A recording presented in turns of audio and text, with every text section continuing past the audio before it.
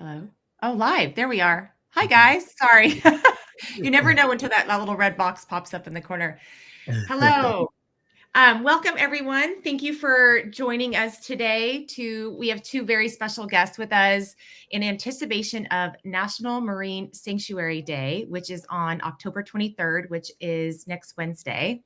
We are having two very special guests to talk about the National Marine Sanctuary System, the value of these incredible protected waters, just their cultural and historical resources, and vibrant ecosystems that are worth protecting. So we're going to dive more into all of that.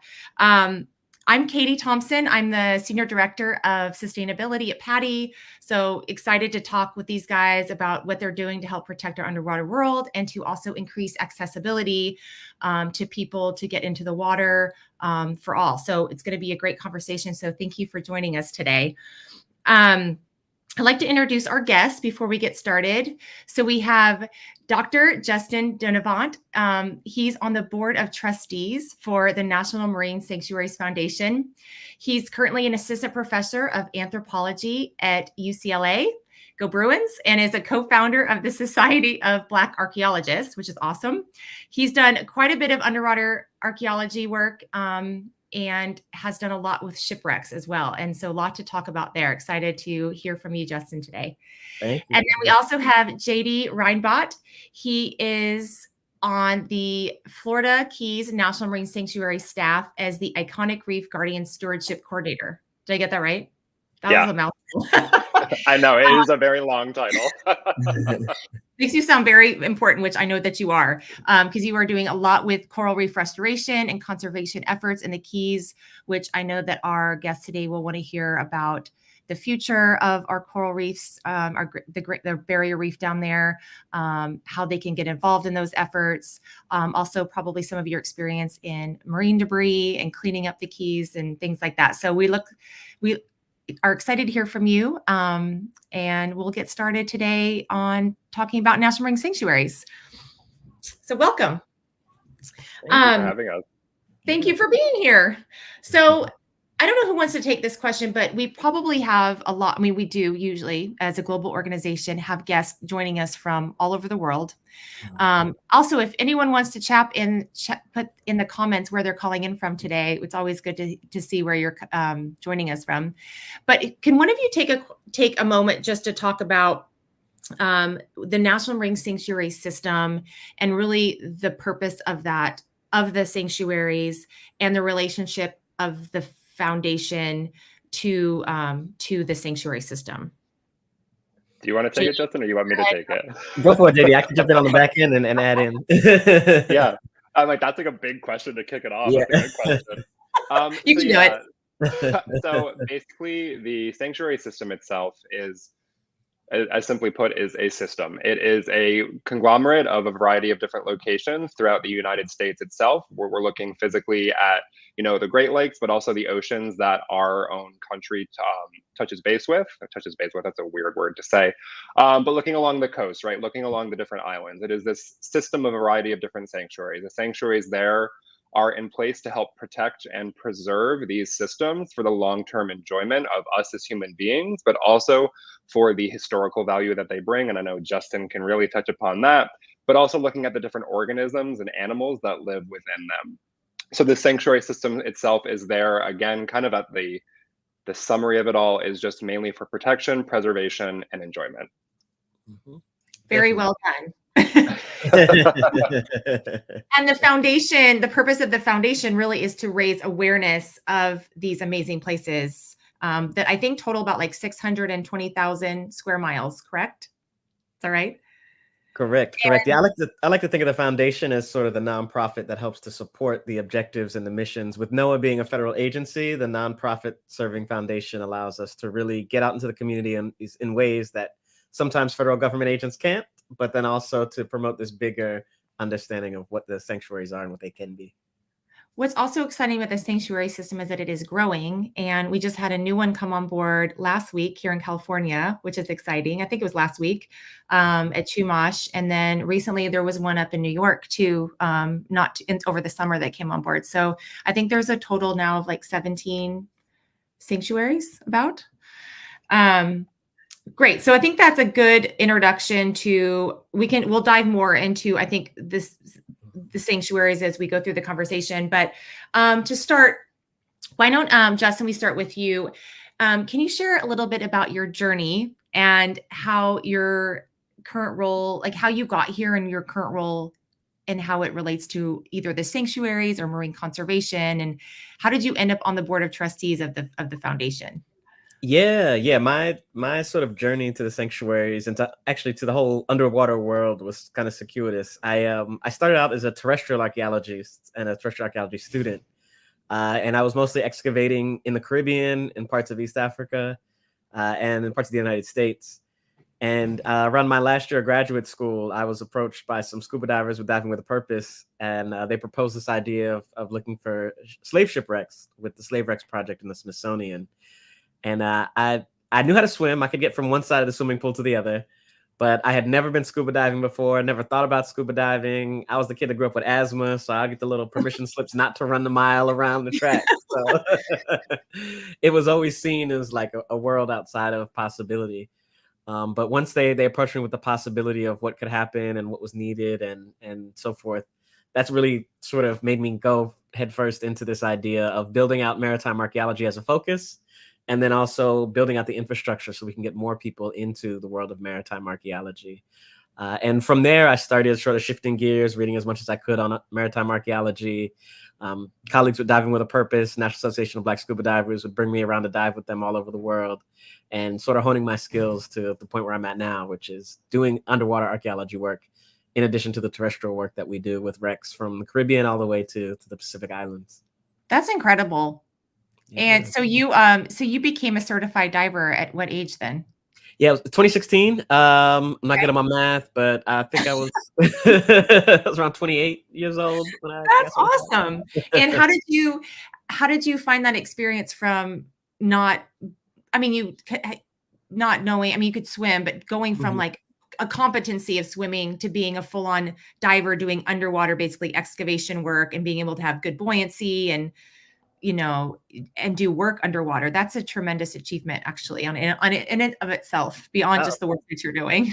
Thank you. No, I mean, I had a lot of support, and I think that was critical. I think for the most part, I was intrigued by the idea of getting engaged in maritime archaeology in the way that we were, in part because it was recreational scuba divers that were training me as an archaeologist to do underwater archaeology. And that whole prospect just completely flipped the idea of who has control, who can do scientific research, and all these other things on its head, and really opened up a whole new world of possibility of collaboration. And so, yeah, they literally taught me through everything: how to get from one side of the pool to the other underwater, how to ascend safely, like all the acronyms you got to learn. So I have to ask, do you have a preference now? Is it terrestrial or underwater that you'd prefer to be? So I did my terrestrial archaeology work on a mountain that I had to go down every 2 days to get fresh water. We didn't have running water, toilets, or anything. So when I shifted to underwater archaeology, I always had to be by the beach. I always had fresh seafood. I kind of got stuck to the underwater work. You're spoiled. I'm spoiled. Okay, we have to dive more into this later, but I have to tell you that you're not the first maritime archaeologist that I know. You're not the second. But okay. Stephanie Gondula, who you may know, who works at Thunder Bay, she was the Mm. first one I knew, and she has great shipwreck stories. Nice. So it's just awesome to now have two people that I know that are working in this awesome field. And I know that the people listening today just, I mean, what diver doesn't want to hear about shipwrecks and our history and the National Marine Sanctuaries? Oh my Lord, it's just a haven for shipwrecks and history and both aspects. And I know you've done a lot of deep dives into slavery and the shipwrecks and giving those people like a voice and bringing that to the forefront of today's culture. So I think weaving that into our cultural fabric and just having an understanding of what happened. That's so awesome. So definitely want to dive more into that, but I want to give JD a moment too, to talk about his journey and how you ended up here today as well. Yeah, so I mean, if you were to talk to any of my colleagues, any of my friends, my family, my partner, whatever, they know that I literally will not shut up about the ocean. It's all I talk about. So literally from a young age, I've just been this big old ocean nerd, geek, whatever terminology you want to use. So when I was a student, I went to school up in Maine as a marine biology major. And I originally was going to look in for a career basically focusing on marine mammal rehab. And the university that I went to pivoted and cut the entire program. So I kind of was like, well, what am I going to do? Like marine science has so many different niches and so many different ways that you can go within it as a field. And I stumbled upon a coral biology course. And admittedly, apologies if my professor is watching this live, I signed up because the lab component of that trip was a week-long field trip in the dead of winter to Belize. And I was like, I'm going to go snorkeling. I'm going to, have pina coladas on the beach. Like, I don't really care about coral. And my professor opened her mouth. And at the end of that first class, I was like, this is what I'm doing for the rest of my life. So, flash forward a couple months, I was down in Belize just snorkeling. And, everyone else was doing what I said I was going to be doing and, chasing after your charismatic megafauna. And then there was me like holding my breath, turning blue underwater, staring at corals, being like, whoa. So yeah, I came back, quickly got my PADI certification. That way I could stare at corals for an even longer period of time. And the whole coral thing has just kind of stuck. I've worked down in Mexico. I helped co-found a coral restoration nonprofit down in Costa Rica. I've worked for a couple different organizations within the Florida Keys, doing a variety of different coral restoration work, and then ultimately heard about the National Marine Sanctuary Foundation, doing a lot of work specifically within the Florida Keys, which is where I call my home and I love so much. Applied and got the job. So that's the abbreviated like elevator pitch. We could spend the full hour-long conversation just talking about the journey. I'm sure the same thing for Justin, but that's kind of been my pathway getting to the point right now. No, that's perfect. That definitely sets the stage and lets our listeners know each of yours, I think, individual passions and what brought you here today. Justin, I'm going to ask you, how do the National Marine Sanctuaries contribute to preserving our cultural heritage and maritime history? Because I think what you're doing, it has you really contribute to that whole maritime history thing with your archaeology work. So I'd love to hear your comments on that one. Yeah, I mean, I think it's critically important that we have these sanctuaries as not only just like a sanctuary in and of itself, but also some sort of regulatory body that helps to monitor these wrecks that are in these sites. And with that said, I mean, the first marine sanctuary was the Monitor, which is specifically a shipwreck that's of significant importance to the U.S. history. And I think oftentimes it gets overlooked, the fact that the sanctuary system started with cultural heritage, in the sense that when we think of sanctuaries, we often think of the marine biology, which is critically important as well. But I tell that to people to also highlight the attention that there's so many heritage sites in the sanctuaries that we still don't fully know yet. And a lot of that has to do with our sort of inability or lack of ability so far to actually map all of the water that's in these sanctuaries to fully understand the history that's there.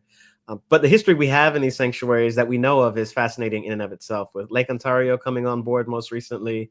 There's a number of shipwrecks there. I believe the oldest shipwreck in the U.S. is based in Lake Ontario in their waters.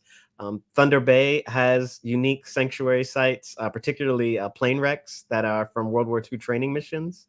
And there's some groups that have done underwater archaeology work related to those associated with the Tuskegee Airmen in World War II. And then, of course, we have a number of sites in the Pacific as well, some associated with war, but then we also have sites that are associated with indigenous communities and really telling that story and that history and that heritage of how people interact with the ocean, not just the wrecks in and of themselves. And so I think sanctuaries are a good sort of entree into understanding how it is that we as human beings have dealt with and continue to deal with our marine sort of allies, as well as engaging with maritime heritage on this larger scale. I'm always excited by the amount of work that's being done in trying to document more sites when new history comes on board. I tell my students all the time that our job as archaeologists is to ask more questions than we can answer. And there's tons of wrecks that we still don't know about in existing sanctuaries, let alone an expanding sanctuary system. You just mentioned indigenous culture and people, and with Chumash coming on board, that was really a historical, I think, moment for the marine sanctuaries. And I think definitely for the United States and just for protection in general. Could you speak a little bit to that about why that was such Yeah. a big moment Yeah, I for? mean, I have to commend Violet Sage Walker and a number of the other colleagues that she's been working with that have made that come into existence. The True Marsh Marine Sanctuary is unique in the sense that it is one of the few that is co-managed with Indigenous communities. And for me, the excitement about this is what it's like to co-manage an Indigenous site with the National Marine Sanctuary System. And I think these next few years are really going to be a testament to the possibilities that exist when co-management is implemented. Of course, there's going to be challenges, which we'll learn from. But if we can really learn from these, it can help us to understand, what does Papahanaumokuakea look like as a potential future co-managed sanctuary? What could other sites around the United States look like as co-managed sanctuaries? And the focus in heritage may look different at a co-managed site than a non-co-managed site. The focus in conservation, marine practices, and in thinking through, additionally, too, like, what does conservation mean for Indigenous communities that are existing today, that are dealing with issues of climate change, that are dealing with a whole host of other possibilities. And like I said, I'm excited to see what this turns into and what it could potentially mean for the future. Agree. JD, I'm going to go back to you. Just to switch narratives for a minute back to conservation and generally what you're working on, which I believe I'd love to hear more about the iconic, and our guests would too, about the Guardians program for the Yeah. iconic that you're overseeing and what that looks like and why that happened. Like, why did that come about? Yeah, so the Iconic Reef Guardians program is a subset of the greater mission known as Mission Iconic Reefs. For those who maybe have never heard of Mission Iconic Reefs before, it's arguably the largest coral restoration initiative that's taking place on the planet. It's working to restore, we love the units that we use for this in talking points, 52 football fields, no idea where that came from, worth of coral throughout the entirety of the Florida Keys across 7 different historic and culturally significant sites throughout the entirety of the Florida Keys. Coral restoration is intensive. It takes a lot of money, a lot of time, a lot of everything. So part of that obviously ties back to the idea of getting individuals to take part and to also just have the general awareness of the program. And that's kind of what led to the birth of the Iconic Reef Guardians program, is all the different partners that are taking part. Basically, we're saying, how can we scale up the work itself and allow more individuals to be aware of the ways that this reef is being threatened, and also more importantly, the ways that their actions can have impact for good.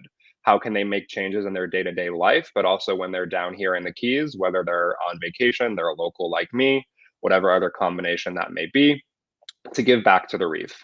So the Iconic Reef Guardians program works to bring individuals into the fold of coral restoration, but taking it a step further, we are really looking to highlight the different Blue Star dive shops down here in the Keys. And Blue Star is an accreditation that a dive shop can obtain, basically for going the extra mile and committing to conservation and best practices. But we're working to get these shops involved in the program and put them at the forefront. So in comparison, a lot of other coral restoration initiatives basically have it where the coral restoration organization is the one who's doing all the educational outreach. They're the ones who are running, your day trip where you go in the morning, you learn a little bit about coral restoration, and in the afternoon, you go in a dive shop, but that point of contact from that org is in the water with you. With IRG, we're kind of rethinking that approach. And instead of having that restoration organization on board, we are now training the dive professionals at these shops how to do the restoration work itself. And then they can run those trips on their own. Of course, yes, there's checks and balances. They still go through training. They still get checked off by the restoration organization saying, yes, okay, JD, you and your shop know how to run this. We're not going to let you go, without any strings attached and just go and do it on your own. We still make sure that you know what you're doing. But once they get that sign off, they can run these trips. So that way, when they're out with their recreational clientele, those clients are looking at JD, the dive instructor who lives in the Keys full time at a dive shop, not only as the dive instructor, not only as the person helping them with their gear, but also an expert in the field of coral restoration, which helps us get even more buy in to the work of restoration, because we need as much buy-in as we physically can, because our reefs are struggling, for the lack of better words. Well, it's just, I think, smart to outsource when you can, because I know that you're still a small organization and it's quite a significant reef size that you're working on, even 52 football fields and more. And I think I heard that, or when I was listening to something about the sanctuary, that this was just like good to know that the Florida Keys, the coral reef there is like our biggest in the US, or maybe not the only one. That protected area is our coral reef for United States. So all the more reason for people that live in this country to really appreciate that, and to maybe, if you are a diver or you want to get involved, to head down there and take some type of action. And definitely, as a diver, you are empowered to make that difference every day. And I couldn't agree with you more on that. I think a lot of people, when they hear of a coral reef, they think of the Great Barrier Reef, they think Australia. And then, the second largest barrier reef is down in the Mesoamerican Barrier Reef system off of Mexico and Belize. And then the third largest is literally at our doorstep. It's in the Florida Keys. It's the Florida Reef Tract. And I think a lot of individuals don't necessarily think of that or even know that. So we always like to say that the Florida Reef Tract itself is a national treasure, because it is the third largest in the world and the only barrier reef system that we have within the continental United States itself too. So couldn't agree any more with you, Katie. The sanctuary down there, I know it's over 3,000 square miles, but when you step into the water, you're in the sanctuary anywhere in the Keys, right? Yeah. The moment you put that toe in the water, you are entering a protected region that needs your help. And I know it's just critical to tourism and, recreation. So it's just one of those hot spots that, and all the more reason for all of these like-minded people, interest groups that they need to protect it to continue to enjoy it. So, okay, let's go back to Justin. I think it would be really cool for you to share a story about one of the projects you're working on that are really relevant to what we're talking about today. It could be either about like accessibility or just something that would kind of paint a picture for people about. Yeah. I mean, one of the things that comes up, a lot of people think maritime archaeology is just about wrecks and just about these heritage sites underwater. But some of the work I'm actually doing now in the Virgin Islands, funded through National Geographic, is looking at coral mining historically. Real quick, can I interrupt you and just give you a little bit of an accolade here? Not only is it funded, but he's also a National Geographic. You're an explorer. Yes. Like Sylvia Earle is a National Geographic explorer in residence. You were also an explorer. I think I know you're very humble about that. I loved in that recent podcast, you said you had to sit in the corner and meditate on it after you received. Yeah, it was a lot. Congratulations on that. And tell us more about that. That's really cool, about what you're doing with in the Virgin Islands. That's so cool. Yeah. So I'm working on this larger project with a number of colleagues in archaeology and marine sciences to study the environmental impacts of slavery. And part of that has to do with this idea that, of course, as we focus on the human impact, but we often don't have the sort of lens to look at what the environmental impacts of slavery may have been. And if you think about it, to clear cut forests, to build plantations, to turn these plantations into sugar plantations or cotton plantations, it had all of these effects, these byproducts that happened, that occurred. Some of it led to, when they're making rum, the runoff going into the nearby shoreline, which causes algae plumes, which can, of course, decrease diversity in marine biology. But coral mining was another phenomenon that happened. And this dates back at least to the 1700s, if not earlier, where people were tasked with actually going out and breaking up coral heads, bringing them back on shore, cutting them into blocks, and then using them to build the historic buildings on the island. And we haven't seriously taken the time to look at the extent to which that occurred and the impact that it may have or may have had. And so when I've been working in the Virgin Islands, we've been trying to document the species of coral that are used in these buildings, hopefully to inform conservation efforts so that we understand what we're conserving towards.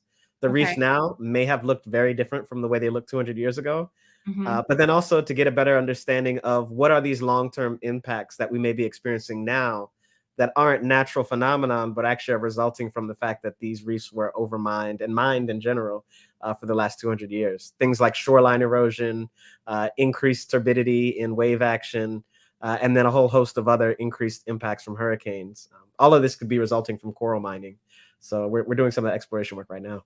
That's super interesting. So just to kind of clarify, so by understanding the impacts of coral mining, you can better understand the current environmental impacts today, and you can either attribute to the past, or you can attribute to just basically like climate change or yeah, we can do both. So I'm working with Dr. Isaiah Bolden at Georgia Tech right now, and we actually just took a biopsy of a very old coral that we believe is about 200 years old with our National Geographic project.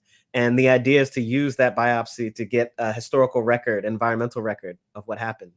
So we may be able to get evidence of historic hurricanes that came through, evidence of when the land use shifted to increased runoff, and then perhaps a better understanding of what other marine life was on the near shoreline that doesn't exist today. So you can really do a lot with these. so interesting. Corals. I feel like you could just hop around and do that in a lot of different locations. Like keep You learning. can. So interesting. Yeah, I'm sure most people haven't thought about that very much. Mhm. So that's really interesting. Because we're talking about coral health, JD, I'd love to hear from you, maybe some success stories. Hopefully you have a success story of some of the work that's taking place in the sanctuary. I know that's top of mind with so many people, especially with the recent coral bleaching event that happened not too long ago. And just maybe give some idea of how we're addressing some of the issues that are happening Yeah. down there.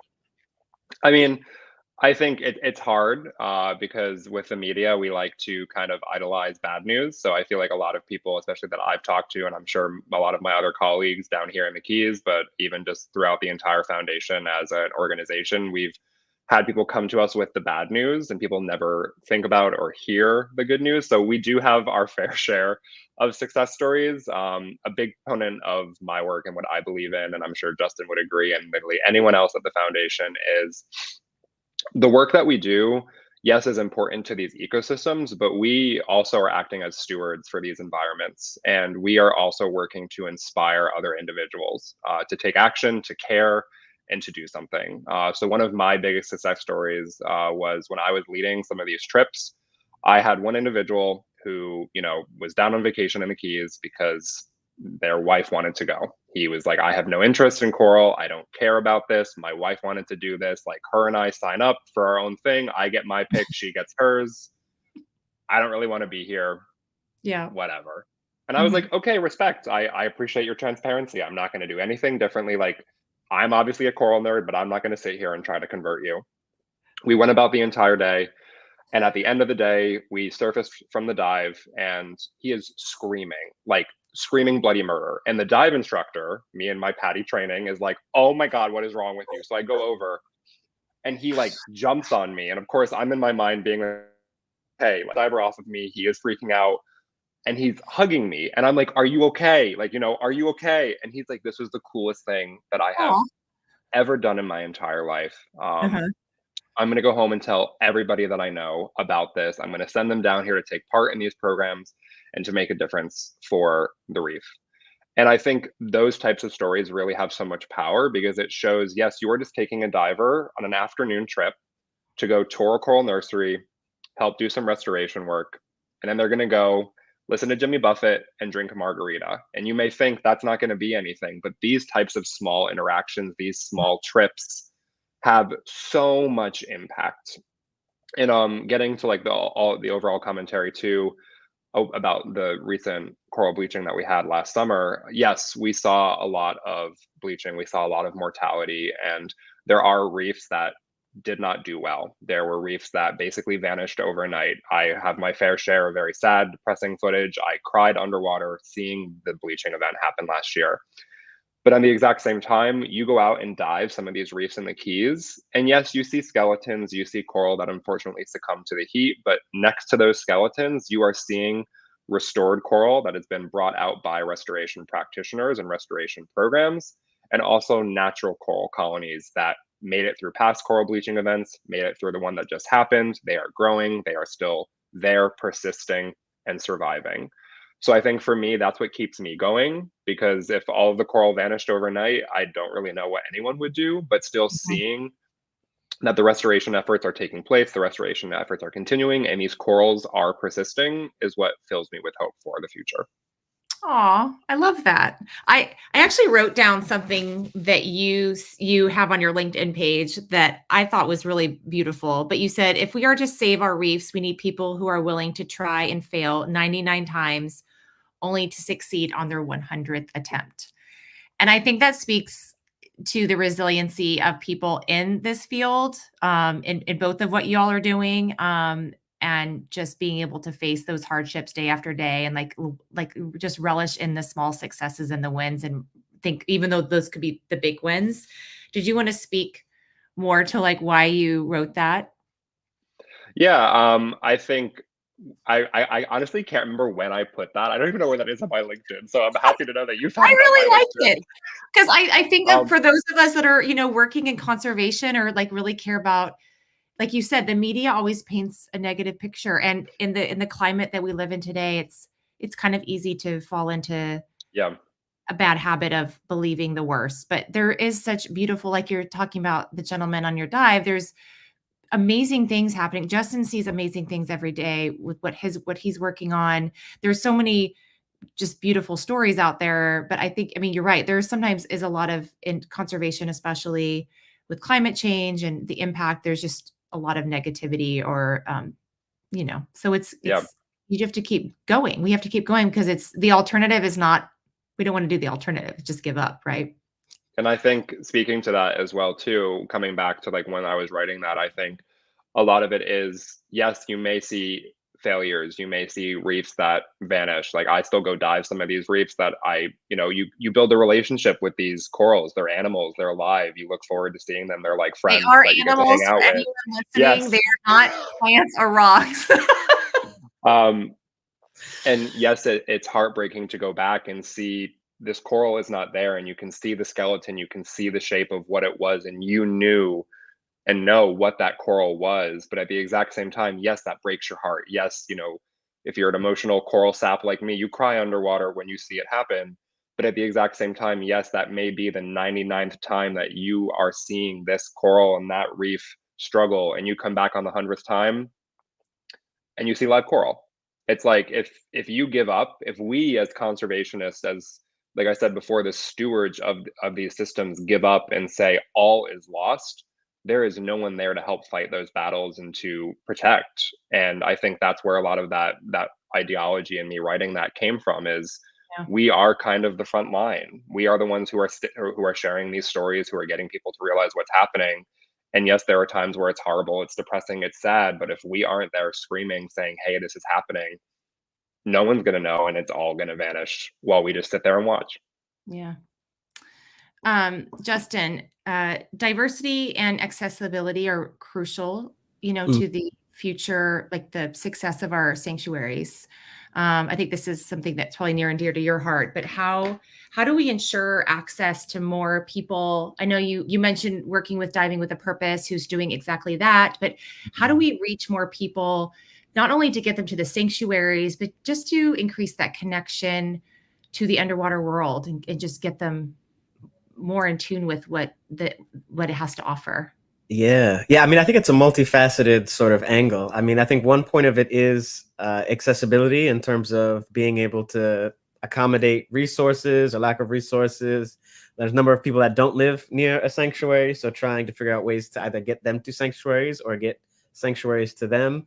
And then, of course, there's the educational component that we deal with as well, and the media. I mean, when I talk to the divers that got me into scuba diving, most of them are in their 50s to 70s, 80s.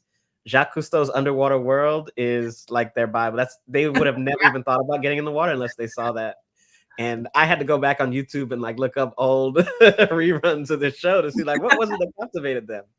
But I can imagine putting myself in their shoes at that time, thinking about a video camera going underwater and then having that projected to your television screen in the middle of Nashville, Tennessee, or Mhm. Detroit, Michigan, and thinking, wow, I can actually potentially engage with that and do that one day.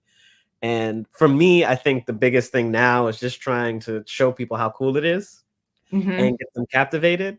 And then once we get them captivated, having the systems in place where we can actually begin to engage them. So when they say, okay, yeah, I think I want to do that now, the barriers to entry don't exist in the same ways that they traditionally have. And so I think a large part of it is, trying to find opportunities where we can get young people out into the water, even if it's a Discover Scuba at a local swimming pool, or if it's at a lake, or in some cases, some of these quarries, and really showing them what the potential and possibility is. And then it's opening them up to the people that are actually working in these fields to think about what a career field could look like if they want to go into a career field, or to think about what it would look like to volunteer if they're already in a career field and want to find other ways to get engaged. I think those are the sort of main ways that we can begin to tackle this issue of question diversity. And then just to stress the need for it. I mean, I tell my students all the time, I could teach anybody to pick up a trowel or to put on a scuba tank and do archaeology on land or underwater. But it's your unique experiences and your background that are going to cause you to ask questions that I might not even be thinking of at this moment. And so we really need a diversity of people that are trained in these skills and these scientists and in these expertise to really begin to ask the questions. How do we address coral bleaching in the Florida Keys? Is it going to be different from addressing coral bleaching in other parts of the world? What sorts of techniques can we use? What sorts of resources do we have around us? All of these questions that I think are going to look different depending on who you ask and how you ask. And so a lot of it then becomes representation and making sure that people see themselves potentially, underwater or engaging in the marine world in some way. JD, I'm sure you have a few things. You're nodding your head that in agreement for sure, but I know you're a master scuba diver. You're not an instructor, are you? Yeah, I have an instructor. Yeah. You're an instructor. Okay. Yeah. I thought you were, I didn't know you went all the way. Okay. So you are an educator teaching people to dive, and passing on obviously ocean stewardship. And what's your thought process on diversity and inclusion and getting more people into diving or just into the sanctuaries, either one? I mean, you could take your pick there. I feel like Justin went on my LinkedIn and also pulled stuff from my LinkedIn, because I feel like what he just said is exactly what I always say. When it comes to diversity, access, and inclusion, I'm a huge proponent for it. I feel like if I have one megaphone in my hand talking about coral, the other one is about diversity, equity, inclusion, everything. But like Justin was just saying, I think a lot of individuals, we're diverse. We all have our different thought processes. We have our different ideas. And I feel like in a lot of settings, there are spaces where only certain ideas are the ones that are brought to the table. Those are the same ideas that are constantly presented, and the other people are just kind of shoved in the back and they're like, don't talk. And by bringing in more diverse thought processes, more diverse individuals, those new ideas that everyone else doesn't even think about or never would think about get brought to light, they get brought to the surface. And then that can help us come up with new approaches, new techniques, new methodologies that if we were just staying in our status quo business as usual operations, that idea would have never made its way onto our radar.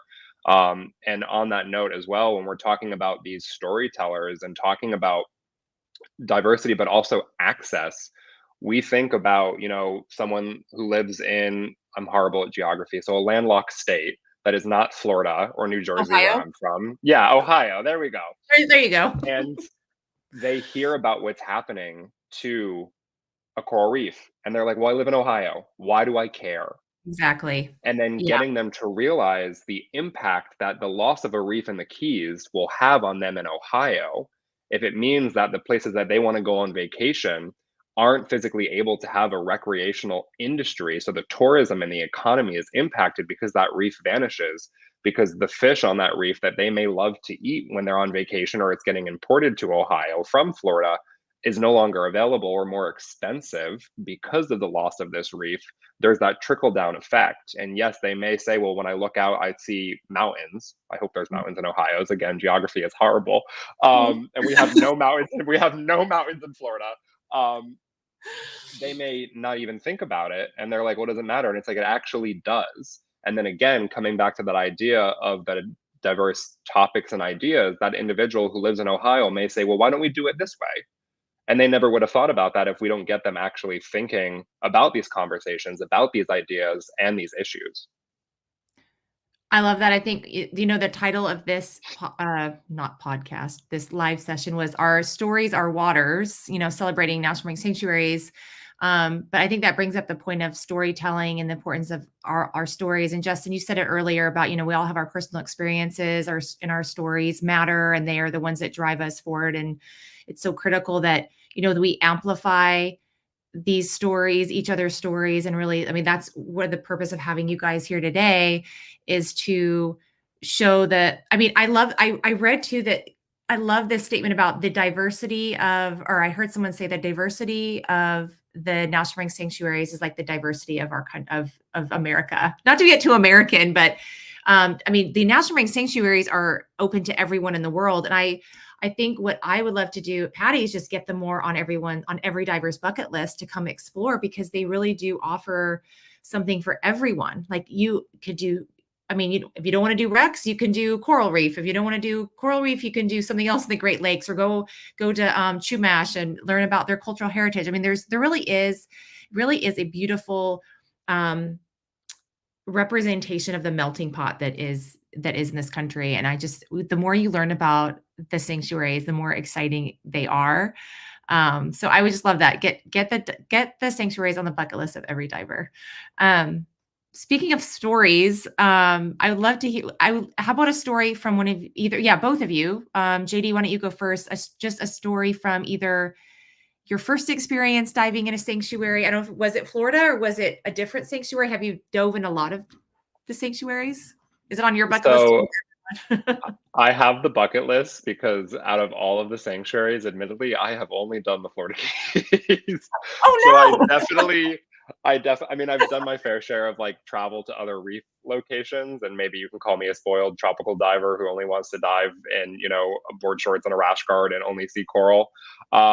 But yeah, no, my first time ever actually, well, I guess technically it wasn't within a sanctuary. It was in a couple hours north of the Florida Keys National Marine Sanctuary. But my first time ever breathing in the ocean, breathing underwater in the ocean, was in Florida. And then some of my first dives were down in the Florida Keys. So I always just kind of think of those first few moments and those first few times diving. I think we as divers always think about our origin story, and the Keys will always just be a very special place for me because it's where I really kind of started off a lot of my career and got to explore the underwater world, just to kind of see, this place that has now become quickly my entire life. Yeah.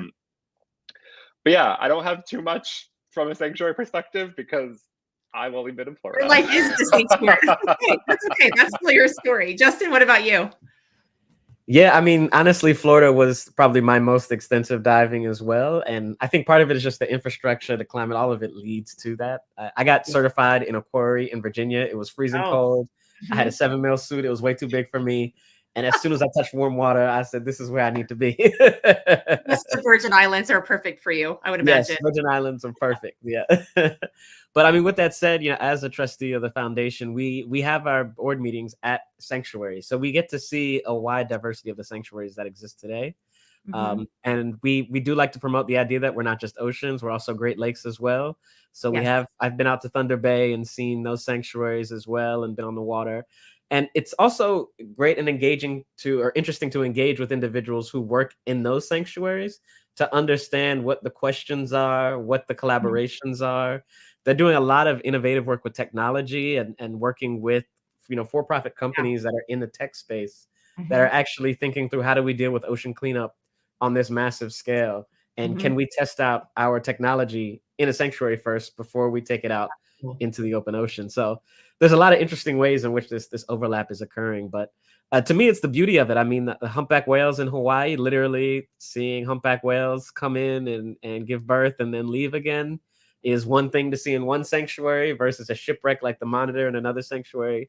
It really does have a diversity of sanctuaries and what you can engage with in the sanctuary system.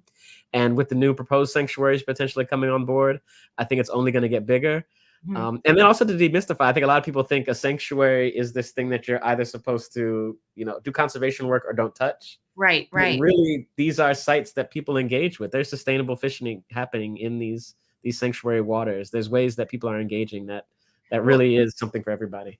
Yeah, not only just the fishery aspect and the local like blue economy, but also the recreation aspect, protecting these areas so that they can be sustained for the future, for future generations, not only just today. But I think that the point is that they're meant to be enjoyed and visited, and not like you said, like that come right, that hands off, like do people think, oh, it's a sanctuary, I'm not supposed to go there, or but it's quite the opposite.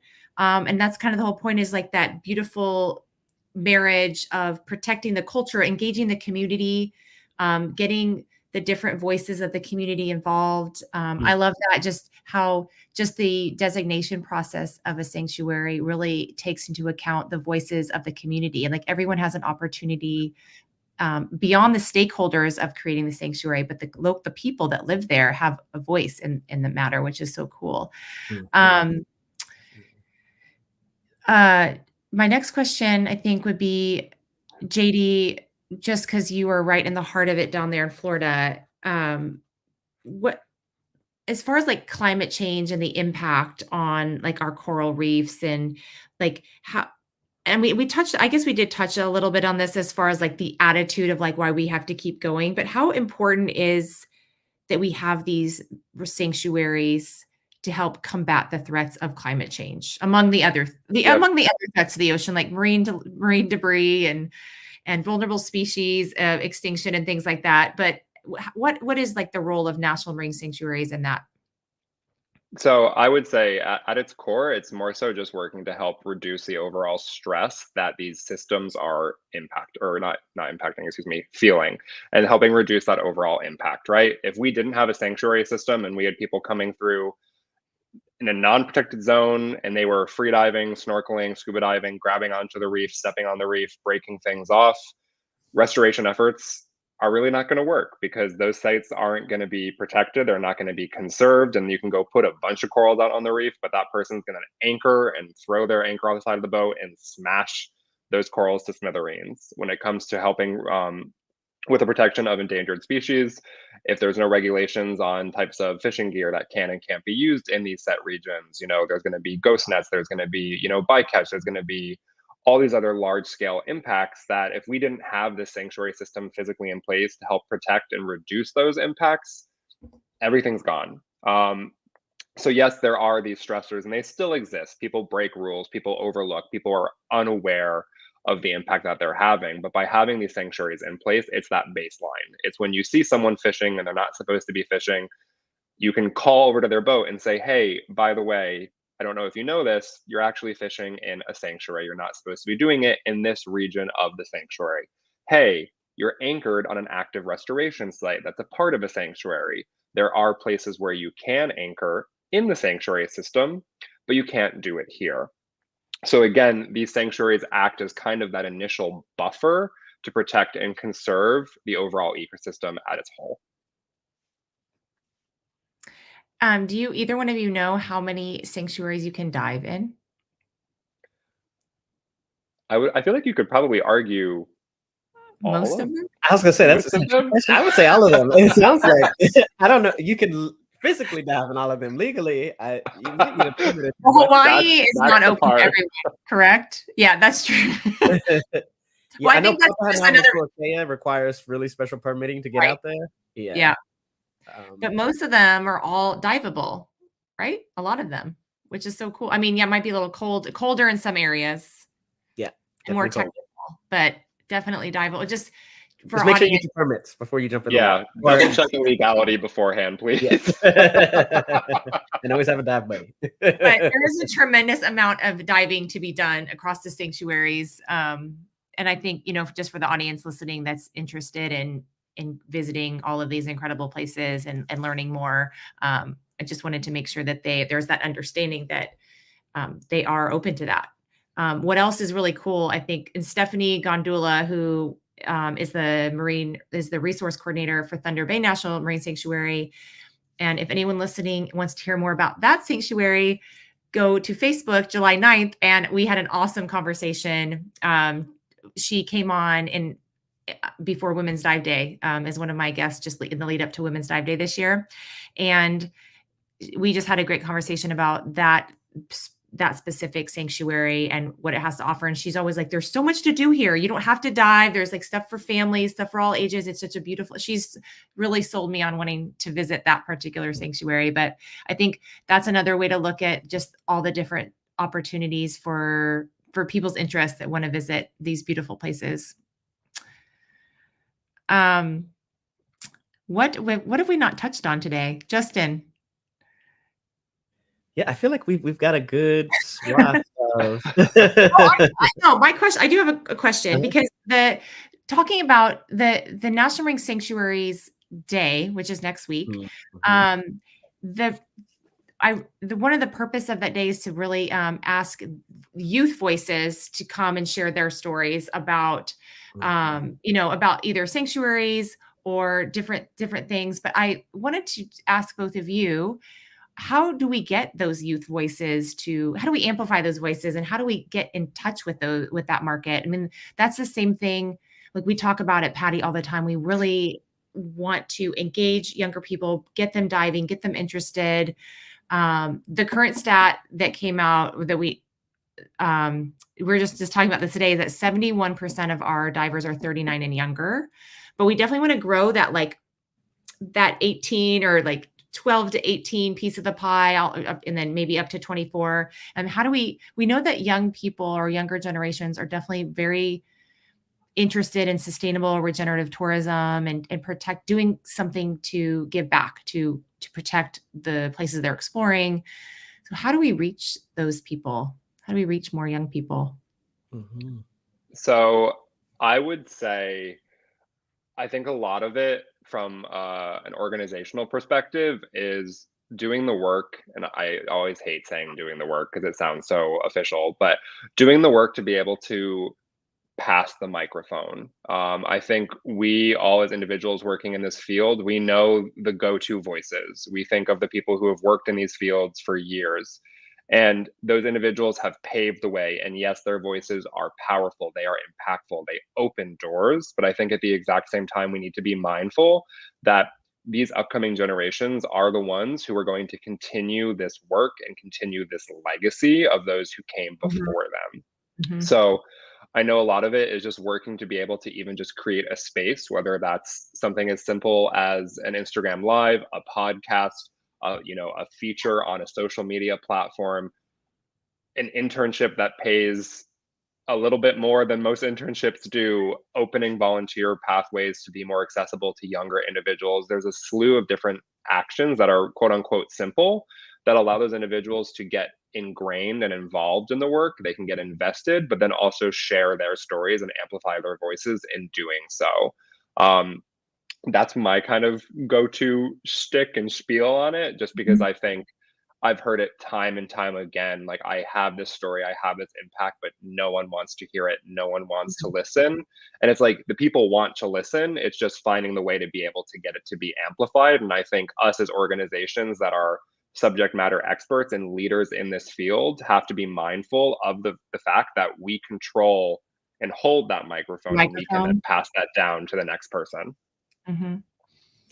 Yeah, I mean, just to piggyback off that, I think oftentimes we underestimate what young people have already done and the level to which they're already engaged. It's just that it's not always in the form that we would expect to see it. So Instagram, for example, you will find a lot of young people on Instagram and social media talking about ways that people can get out and do conservation work or the work that they've done and highlighting their own stories. I think one of the ways we can engage them more is helping to amplify that beyond the systems that they're already engaging in.